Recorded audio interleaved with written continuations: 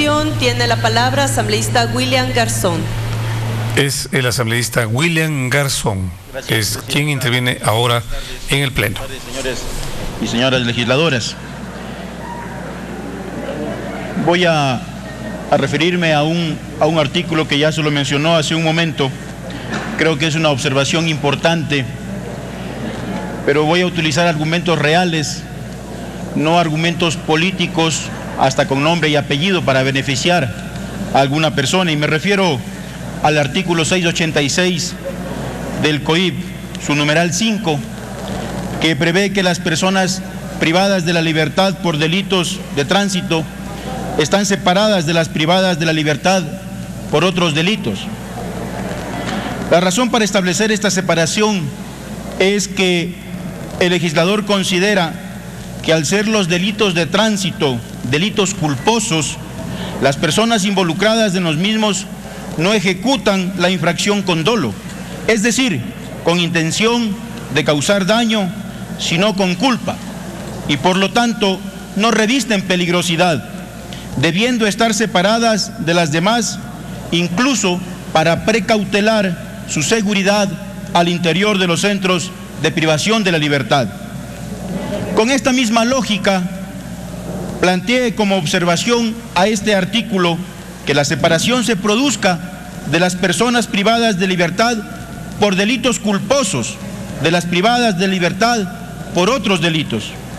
Conforme el COIP, actúa con culpa la persona que infringe un deber objetivo de cuidado que personalmente le corresponde y produce un resultado delictivo que no representa o cuya probabilidad no acepta y que con el cuidado debido no se hubiera producido.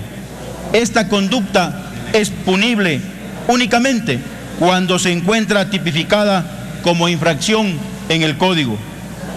En el COIP se identifican los siguientes delitos culposos: homicidio culposo por mala práctica profesional, lesión culposa, contaminación de sustancias destinadas al consumo humano, evasión, destrucción o inutilización de bienes y, por último, infracciones de tránsito.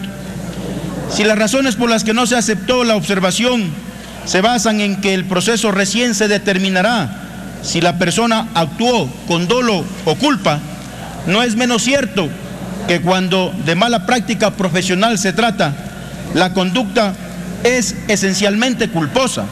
No existe ni de lejos la intención de provocar daño.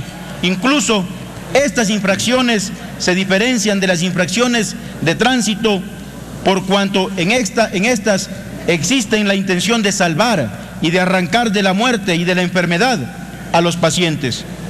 He presentado también a la Comisión de Justicia un texto alternativo en el artículo 146, en donde existen los argumentos necesarios para tipificar como delito culposo a la mala práctica profesional.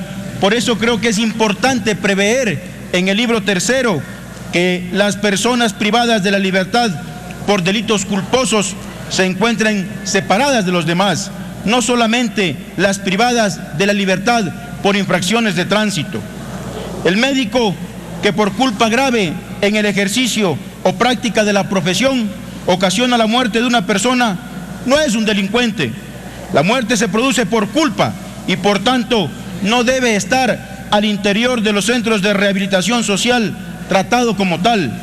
Debe precautelarse su integridad y su seguridad.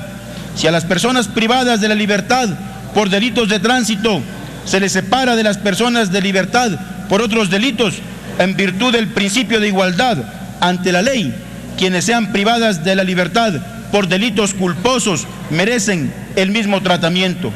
Por lo expuesto, señores asambleístas, y aspiro a que el ponente recoja esta observación, propongo que en el numeral 5 del artículo 686 se establezca lo siguiente: las privadas de libertad por delitos de tránsito y por delitos en el ejercicio o práctica de la profesión, de las privadas de la libertad por otros delitos.